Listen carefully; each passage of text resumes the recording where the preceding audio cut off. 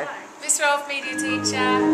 I've just watched Bruises, which overall I think is quite accomplished actually, and has some really nice bits in it. I like the title, very much in the convention of a short film. It's short, it's snappy, it's loaded with meaning. It sits nicely alongside things like Cubs and Wasp and the types of short films that are already in existence. I think it's a really good choice of title. The menacing voice off camera is really effective at the start. I like the way you've set her up with the kind of white kitchen and she's just reading something. It sets her up as quite innocent.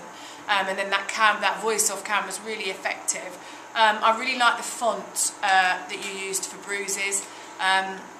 It's quite childlike and it really helps to kind of convey the fact that something's going wrong in her childhood. And I like the way it came up and it was juxtaposed with the shot of her rushing to the room. I think the framing is really good here when you've got half of the door and just her legs going into it, and then you've got the framing of her in the bedroom with her dad, but I'll talk about that in a minute. Great shot of the teacher in class, especially the lingering shot of the classmates' faces all looking at her. I thought that angle was really excellent, but it fades too quick from that actually, and again there's just too many fades at the start. I didn't think you needed them all. I think you should have chosen a different transition to convey more realism. The framing of the shots is excellent. Dad in her room could be a longer shot, but then it works really well with the next shot. So you've got her dad in her room at the start, saying he's bought her something.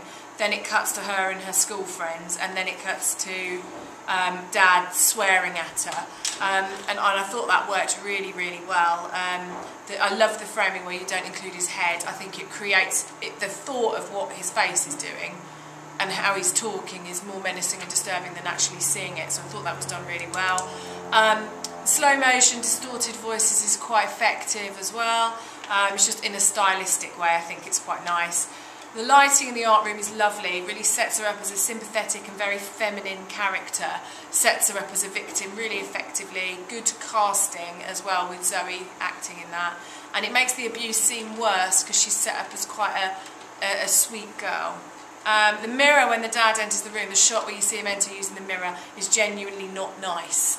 But then, so up until that bit I think it's really strong, but then it's kind of not clear what's happened. And I wonder if you could have thought about how you could have made there a struggle or something just there to make it a little bit clearer. Good use of sound and images of her lying on the floor. I like the shots, close-ups of her hands and her arms and how that's juxtaposed with the music as well. I think that works really well.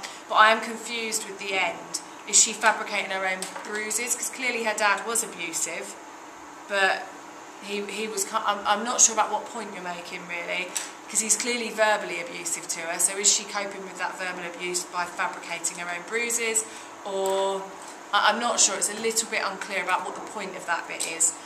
Either way, it leaves you with questions. It's ambiguous, and that's what a short film's supposed to do. So I think it's really accomplished. I think it's done really